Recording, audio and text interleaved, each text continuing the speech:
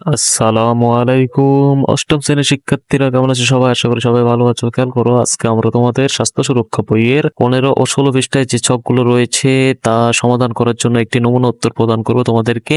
তোমরা সেখান থেকে ধারণা নিয়ে তোমরা এই ছকগুলো পূরণ করতে পারবে আশা করি, ঠিক আছে? তো দেখো, 15 পৃষ্ঠায় বলছে উৎপাদন। হ্যাঁ, উৎপাদন প্রস্তুতি। তো শিক্ষার্থীরা তোমরা এখানে কি লিখবা তার নমুনা উত্তরটি চলো আমরা দেখে আসি। তো শিক্ষার্থীরা তোমরা উৎপাদনের এখানে তোমরা লিখতে পারো রোগ মুক্ত ভালো বীজ লাগানো, জৈব সার প্রয়োগ করা, হিমাগারে খাদ্য সংরক্ষণ করা, উপরের ধাপগুলো সঠিকভাবে মেনে চলা, ঠিক আছে?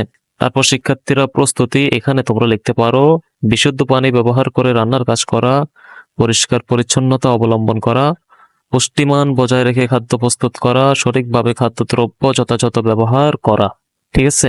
তারপর 16 পৃষ্ঠায় দেখো পরিবেশনের এখানে তোমরা লিখতে পারো খাবার পরিবেশনের স্থান পরিষ্কার রাখা, ব্যবহৃত উপকরণ পরিষ্কার রাখা, খাদ্যদ্রব্য ঢেকে রাখা।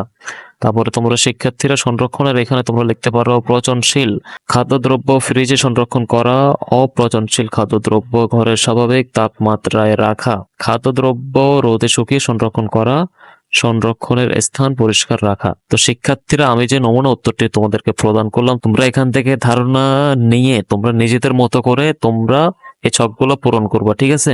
তোমরা হুবহু সেম এই লেখাগুলো লিখে দিবা না, ঠিক আছে? আশা করি শিক্ষার্থীরা তোমরা এই ছকগুলো কিভাবে পূরণ করবা তা বুঝতে পেরেছো। পরবর্তী ভিডিওগুলো আছে শিক্ষার্থীরা, আমরা পরবর্তী ছক খাবারের গুণগত মান ঠিক রাখা, এই ছকটির কিভাবে পূরণ করতে হবে তার একটি নমুনা উত্তর নিয়ে হাজির হব। ওই ভিডিও ক্লাসটি পাওয়ার জন্য তোমরা আমাদের চ্যানেলটি সাবস্ক্রাইব করে রাখো, যাতে পরবর্তী ভিডিও ক্লাস আপলোড দেওয়ার সাথে সাথে তোমরা পেয়ে যাও। সবাই ভালো থাকবা, সুস্থ থাকবা। এতক্ষণ সাথে থাকার জন্য সবাইকে ধন্যবাদ।